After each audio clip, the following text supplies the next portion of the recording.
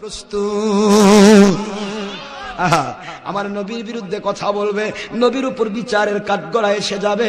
এত বড় স্পর্ধা দুনিয়ার মানুষের কেমনে হয়? আমার নবীকে যারা একবার দেখেছিল গো, তাদের অন্তরটা বিগড়িত হয়ে গেছে। সুবহানাল্লাহ বলেন।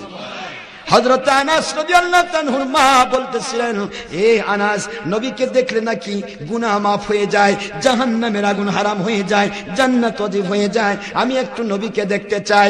আনাস রাদিয়াল্লাহু তাআলা আমার নবী পাক সাল্লাল্লাহু আলাইহি ওয়াসাল্লামকে নিয়ে আসলেন। আনাসের মা একবার পূর্ণিমার চাঁদের দিকে তাকায়, আরেকবার আমার নবীজির চেহারা মোবারকের দিকে তাকায়। বারবার তাকান দেখে আনাস রাদিয়াল্লাহু তাআলা বলেন, গো মা, এমনটি করছেন কেন? একবার পূর্ণিমার চাঁদের দিকে তাকান, আরেকবার আমার নবীর চেহারা মোবারকের দিকে তাকান। আনাসের মা বলে, আনাস, আমি তো দেখতে চাই। দুনিয়ার মানুষ বলে আমার নবীর চেহারা নাকি চাঁদের মতো, আমি তো তা দেখি না রে। ওই পূর্ণিমার চাঁদের ভিতরে, ওই পূর্ণিমার চাঁদের ভিতরে ওই কালো দাগ আমি দেখতে পাচ্ছি, কিন্তু নূর নবীর চেহারার মধ্যে কোনো কালিমা না।